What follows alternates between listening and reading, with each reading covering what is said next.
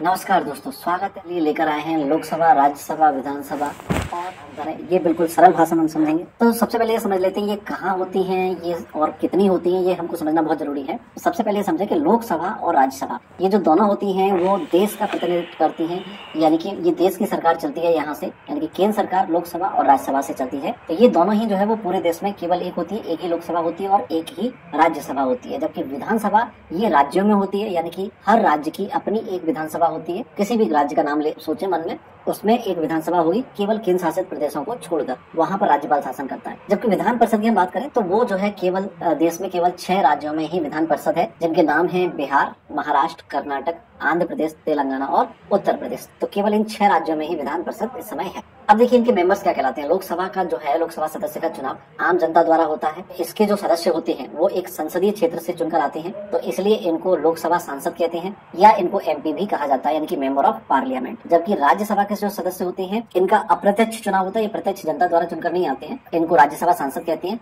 साथ ही इनको भी एमपी कहा जाता है, इनकी मेंबर ऑफ पार्लियामेंट। इनकी पार्लियामेंट में लोकसभा और राज्यसभा दोनों ही शामिल हो जाते हैं। तो कोई लोकसभा का सांसद है या राज्यसभा का सांसद है तो उसके लिए नाम के आगे स्पष्ट लगाना पड़ता है कि ये लोकसभा एमपी है या राज्यसभा एमपी है। जबकि विधानसभा जो कि राज्य में होती है तो इसके सदस्यों को विधायक कहते हैं। इसका भी चुनाव आम जनता द्वारा होता है और इसके सदस्यों को हम एमएलए कहते हैं, यानी कि फुल फॉर्म है मेंबर ऑफ लेजिस्लेटिव असेंबली। जबकि विधान परिषद इसके सदस्यों को हम एमएलसी कहते हैं, यानी कि member of legislative council. Vidhan Parishad के जो सदस्य होते हैं उनका चुनाव भी अप्रत्यक्ष चुनाव होता है, वो आम जनता द्वारा नहीं चुने जाते हैं।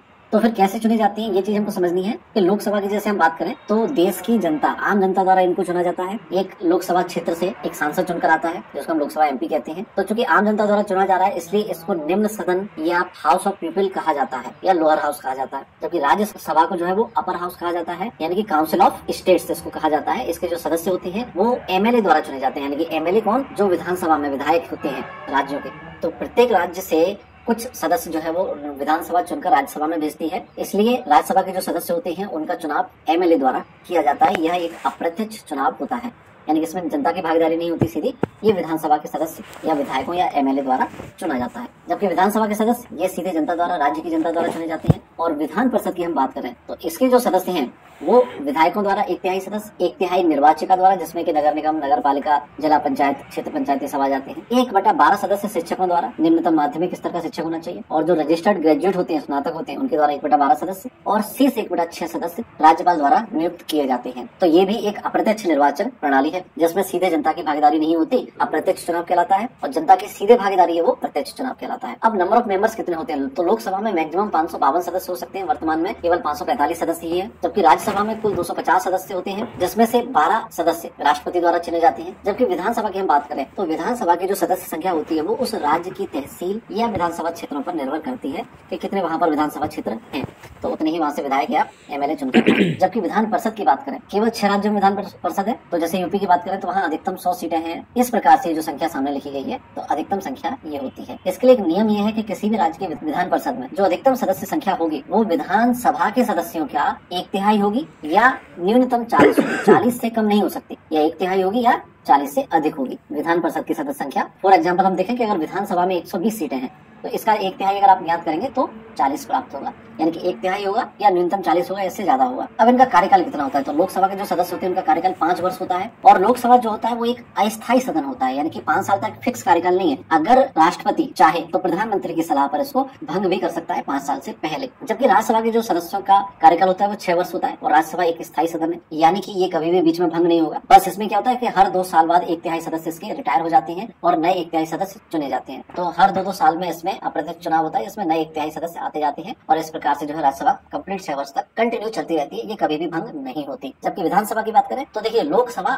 और विधानसभा आप शुरुआत से देखते आ रहे हैं, जैसे केंद्र में लोकसभा है वैसे ही राज्य में विधानसभा है, और जैसे केंद्र में राज्यसभा है उसी प्रकार से लगभग राज्य में विधान परिषद है। लोकसभा विधानसभा और राज्यसभा विधान परिषद, इनका आप देखें तो लगभग सारे जो रूल हैं वो काफी हद तक सिमिलर हैं। तो अगर हम इसमें भी देखें तो विधानसभा का कार्यकाल 5 वर्ष है जैसे कि लोकसभा का था। विधानसभा भी एक अस्थायी सदन है जैसे लोकसभा थी। तो विधानसभा को भी बीच में भंग किया जा सकता है। राज्यपाल चाहे तो वो राष्ट्रपति को सलाह दे सकता है कि भैया विधानसभा में या इस राज्य में जो है स्थितियां कुछ विषम परिस्थितियां हैं तो उसको भंग किया जाए। जबकि विधान परिषद भी राज्यसभा की तरह एक स्थायी सदन है, ये कभी भी भंग नहीं हो सकता।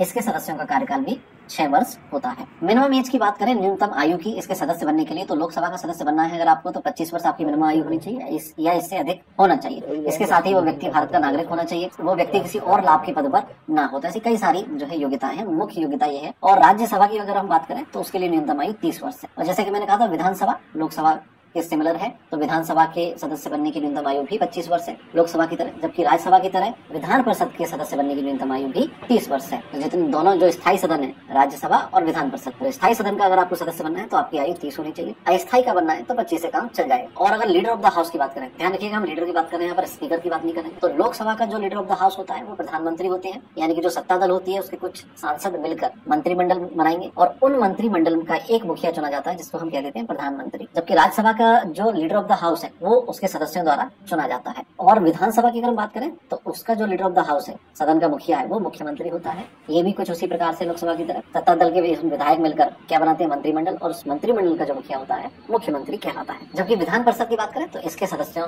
द्वारा भी इसका जो लीडर ऑफ द हाउस है वो चुना जाता है। एट द एंड स्पीकर की हम बात करें तो स्पीकर केवल फिक्स होता है राज्यसभा का। जो भारत के उपराष्ट्रपति होते हैं वो राज्यसभा के पदेन सभापति होते हैं। बाय डिफॉल्ट जो राज्यसभा का स्पीकर है, जो अध्यक्ष होता है, speaker of the house means अध्यक्ष, वो उपराष्ट्रपति होंगे भारत के। बाकी लोकसभा, विधानसभा और विधान परिषद, इन सभी के जो स्पीकर हैं वो उसके सभा के सदस्यों द्वारा चुने जाते हैं। तो उम्मीद है आपको सिंपल सरल भाषा में हमने अंतर करके बताया है, आपको समझ में आया होगा। प्लीज